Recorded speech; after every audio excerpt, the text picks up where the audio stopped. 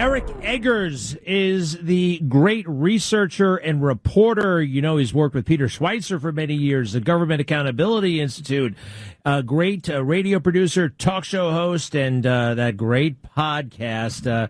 Eric Eggers, thank you so much. Nobody knows Biden family corruption like you do. How are you, first of all? Hey, it's a great day to be in the Hunter Biden business, Greg. How are you? I'm great. And by the way, your podcast is on my favorites, so I just hit it, but it's the Drilldown. All right, go to the Drilldown, thedrilldown.com for more info if you want it. Yeah, I mean, wow, so much. First of all, the Joe Biden, what he did yesterday, your reaction. Yeah, my reaction is that while this is unprecedented in terms of the size and scope of the pardon from Joe Biden to Hunter Biden, you know, he did a couple different things, right? He gave him a decade's worth of essentially blanket immunity. And I think there's some very key things to take away from the timing on those dates specifically. But let's be very clear about what Joe Biden just did. This isn't about the drug charges. This isn't about the gun charges. Joe Biden pardoned a family member who was the subject of an ongoing investigation that implicated Joe Biden. So by giving Hunter Biden a pardon, Joe Biden essentially, I think, served to neuter the investigation into himself. Now, as far as the timing of it, January 2014 to December 1st of 2024, a lot of people have talked about the January 2014. You've got the business dealings in China, you've got the business dealings in Ukraine, and you know the failure to register as a foreign agent that they might have and probably should have faced charges for. I think a pardon essentially helps to cover that. But what about this, Greg? Why do you think Joe Biden extended the pardon to December 1st of this year? That's a great question. Tell me. So, I mean, think about it. Hunter Biden has been clean and sober, allegedly, for 5.5 years. He's not a part of these business dealings anymore. Allegedly, he's removed from any of the things that would have seen him run afoul of the law. And this is just me asking the question. You know, this is I do not know. There has been no proof of anything that's happened. But what do we know was the nature of Hunter Biden's business relationship with his father? Hunter Biden was the bag man that sold access and influence to Joe with the appearance of a promise of action on behalf of Joe Biden. So all I'm saying is if we're asking questions of why Joe Biden extended the pardon to December 1st of this year, I think it's worth asking, what would possibly have happened this year that Hunter Biden would need immunity from legal prosecution from? What's the one thing that Joe Biden did of consequence this year? Joe Biden is the most powerful man in the world, was made to step down from his presidential reelection campaign against his will. And there's this period of time in which the debate in which he was kind of mentally pantsed in front of the entire world. Then while he continues to insist they're staying in the race, everybody in the Biden family says he's staying in the race.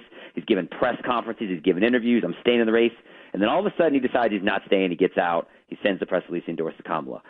All I'm saying is if something had happened where Hunter Biden, acting on his father's behalf, was negotiating in a way for any kind of financial remunerations that infringed on the boundaries of legality, I'm not saying it happened, but I'm saying if it did, he would also now be immune from prosecution for that as well. So I think those are among the questions we have to ask. Like, how many shady art deals did he have now? Like, everything we've been told is a lie, which means we now have to question everything. Gosh, you are amazing, man. Look, I was one of them. I was just focused on January 2014. He was vice president, China, this, that, and the other thing.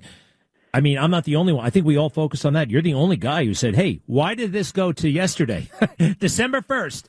The day before yesterday. Has there been any other discussion of that, or are you the only one? Look, if you're asking me to say, am I a unique and special guest worthy of your airtime, that's for your audience to decide. But no, I do think it's an important point to make because I think, look, timing matters. Timing matters in every aspect of politics. The sequence of events matters. The fact that he gets to China in December of 2013 and starts his business deal with China 10 days later. And then the immunity starts January of 2014. And then you kind of look into, okay, then here comes the business deals in Ukraine, and here comes the money from Russia. And the fact that Jim Biden has a deal with this Chinese energy company, I think Jim Biden will be the next one to be pardoned. I think the sequence of events matters.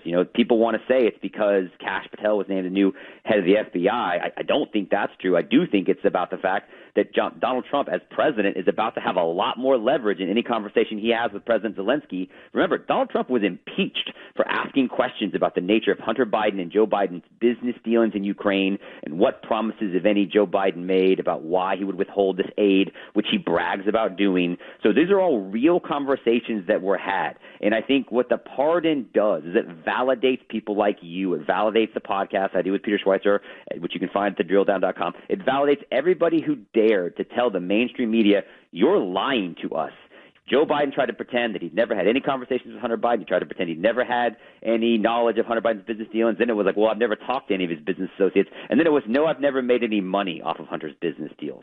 So if nothing else has been true thus far, and if the pardon is essentially an admission that you need a pardon because you're guilty of something, then I think it's worthy to ask what.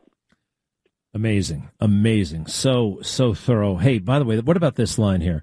In the statement that Joe Biden put out, no reasonable person who looks at the facts of Hunter's cases can reach any other conclusion than Hunter was singled out only because he is my son. And that is wrong. Now, I think that's directly contradicted by those two IRS guys, the whistleblowers, because didn't his name initially come up, Hunter's, via an investigation into some sort of social media platform that was engaged in sex trafficking? And Hunter had an account there. First, it was a number before it was a name. Am I wrong?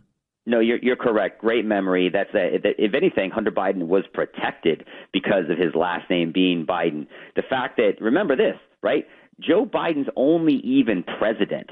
Joe Biden's only even in a position to be able to pardon Hunter Biden because the FBI went to Twitter and Facebook and other social media companies and said, hey, we think that this laptop is Russian disinformation. Can you please actively suppress this so that it doesn't go anywhere and it doesn't influence the election? If that doesn't happen, Joe Biden doesn't win and he doesn't get to pardon Hunter today. So Hunter Biden has been protected at every stretch of the turn here. Remember, this is actually the second bite of the apple of immunity for Hunter Biden. Remember, there was a plea deal that a Biden Justice Department lawyer agreed to along with Hunter Biden's personal lawyer, and it wasn't until the judge asked a couple questions, and the lawyers even tried to mansplain it to this courageous female judge and say, no, this isn't really for you to do. This isn't your jurisdiction. She goes, well, I think it might be. And does this agreement, if I'm reading it correctly, does this agreement prevent Hunter from being prosecuted for any future crimes? And Hunter Biden's attorney is like, oh, absolutely. And the U.S. Justice Department says, no, we're not sure we'd go that far. That questions what crippled the original plea deal because Hunter wanted immunity from any future prosecutions. He now has it, okay? But the fact is that the Biden administration is the one that has done the political prosecutions. Did you happen to go to the White House press correspondents' dinner, Greg? I didn't. Did you? I watched it on TV. Yeah. You know who did go? Fani Willis, the prosecutor of the RICO charges against Donald Trump and a bunch of other co-defendants. She walked the red carpet. She was elevated. She had her picture taken like she's a celebrity, not someone whose job it is to carry out blind justice on behalf of the American people. So that's the definition of a political prosecution. When you are celebrated at an event for the opponent of the person you're prosecuting, Donald Trump didn't do that. He was president for 4 years. That never happened, but we were told he was a threat to democracy. As it turns out, we now know for all to see that, in fact, it was the Biden administration. Hey, how about this? You mentioned the negotiated plea deal. Joe Biden actually writes in his statement about the pardon, a carefully negotiated plea deal agreed to by the Department of Justice unraveled in the courtroom with a number of my political opponents in Congress taking credit for bringing political pressure on the process. Had the plea deal held, it would have been a fair, reasonable resolution of Hunter's cases. Literally nobody agrees with that. Even on the left, this was a funky deal. And regular analysts, people know that there was just something. The judge, the prosecutor, everybody in that courtroom knew. This guy is so stubborn and so arrogant. He has no respect for us, does he? Yeah, no, this is like a Family Feud episode. And give me the top 5 things people said about this plea deal.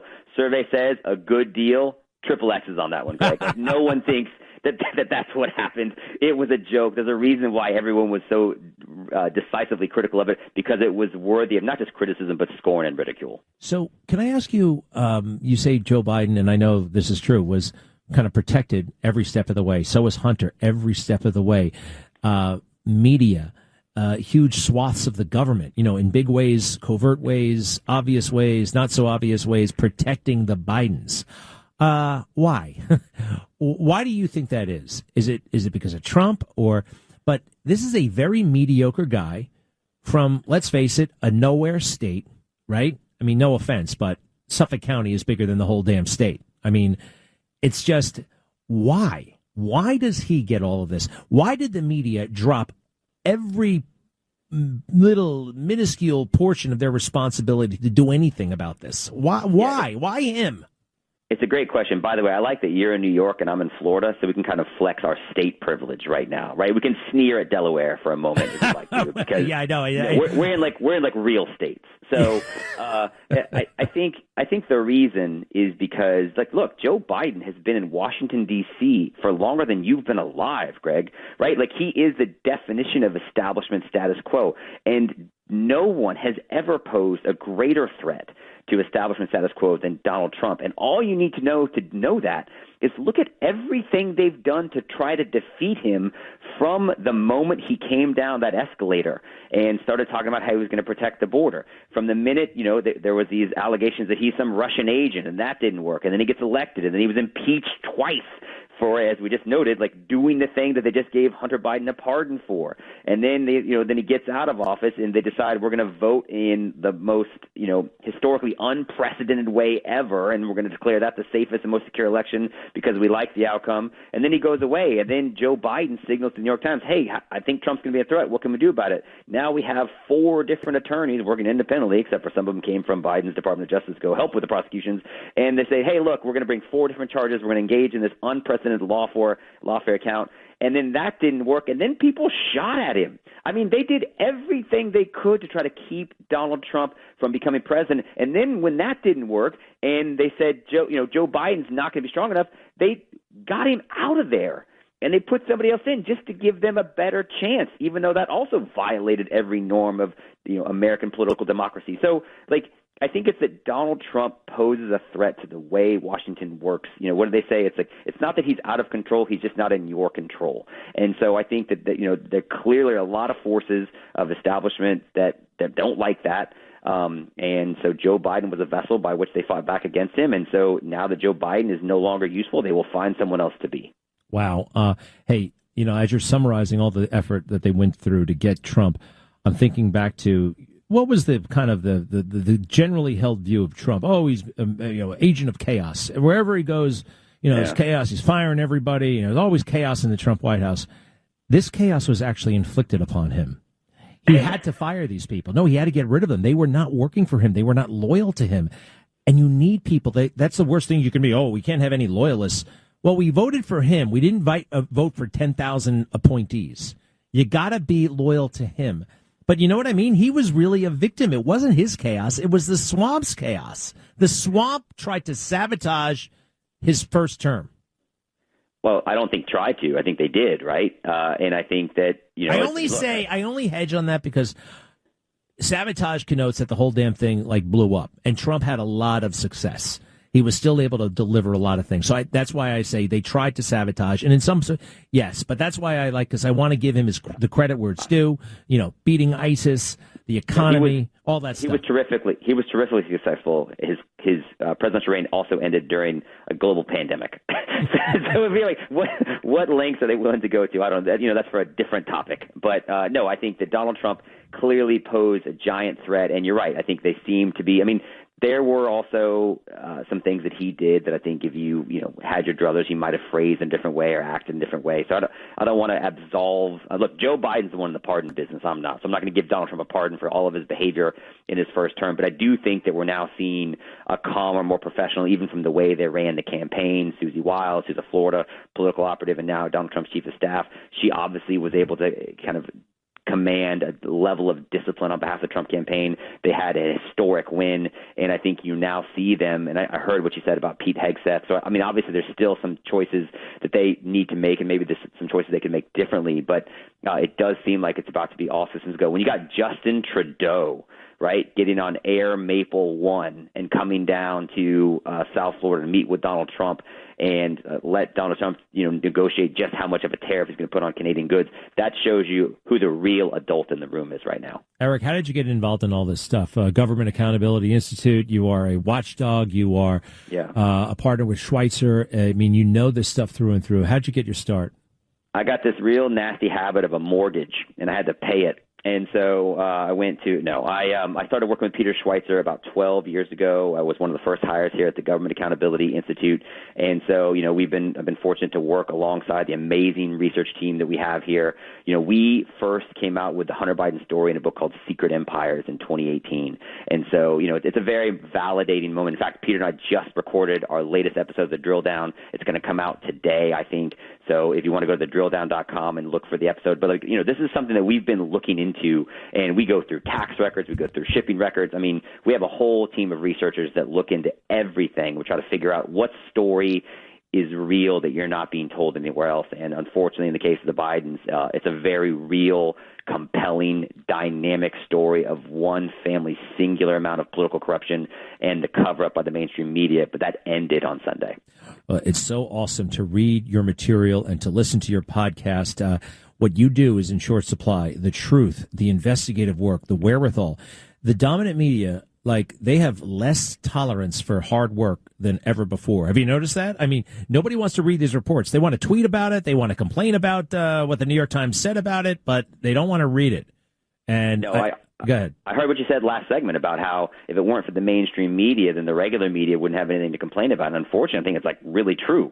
So I do think there's fewer and fewer people. But I will say this: I think Elon Musk, what he said is you are the media now. You see the original reporting, the content creation comes from people that are just everyday citizens. A lot of them reach out to me. I know a lot of them reach out to you, Greg. They listen to your show. They watch you on TV. They listen to our podcast, and they come to us with hey, I've been looking into this. I mean, the internet is the ultimate democratization of technology, to borrow a Thomas Friedman term, and I think that it allows everybody to see and learn and research and report in real time and in a way that the mainstream media stopped doing a long time ago. So, it's a beautiful time to be alive.